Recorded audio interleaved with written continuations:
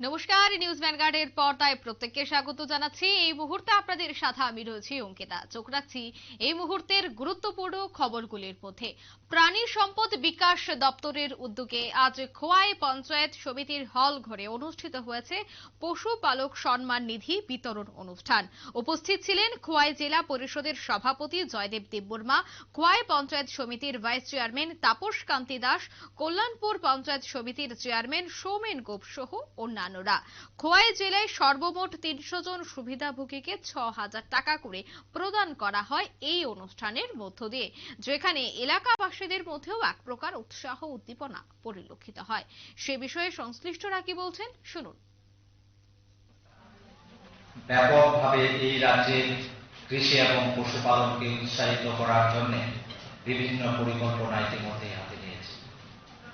আমরা দেখেছি বিগত দিনে আমাদের সরকার মুখ্যমন্ত্রী স্বনির্ভর পরিবার যোজনার মধ্য দিয়ে আমাদের কৃষি, হর্টিকালচার ডিপার্টমেন্ট এবং এআরডিডির মাধ্যমে বিভিন্ন কর্মসূচি ত্রিপুরা রাজ্যের প্রত্যেকটা গ্রামে রূপায়িত করেছে।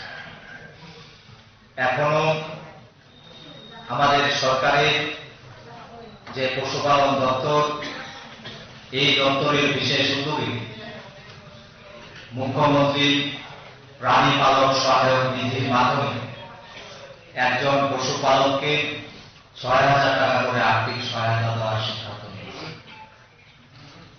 আমরা মনে করি মুখ্যমন্ত্রী স্বনির্ভর পরিবার যোজনার মাধ্যমে হাঁস মুরগি প্রতিপালনে উৎসাহিত দেওয়াই হোক, আর এইভাবে আমাদের পশুপালন সম্মান নিধি হোক, এইগুলি দেওয়ার মধ্য দিয়ে আমরা একটা জিনিস বলতে চাই যে এই সহায়তাগুলি আমাদের সমাজে সরকারের পক্ষ থেকে প্রতীকী হিসাবে আমরা দেওয়ার সিদ্ধান্ত নেই।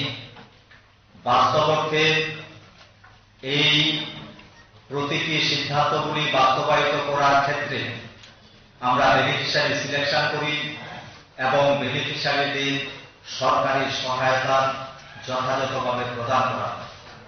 পরবর্তী সময় দায়িত্ব থাকে যারা বেনিফিশিয়ারি হিসাবে সিলেকশন হয়েছে তারা যাতে স্ব ক্ষেত্রে পশুপালনের মধ্য দিয়ে তাদের অর্থনৈতিক উন্নতিকে সুনিশ্চিত করে এবং সরকারের প্রদত্ত যে কর্মসূচি এটাকে। আপনারা শুনলেন সংশ্লিষ্টদের বক্তব্য।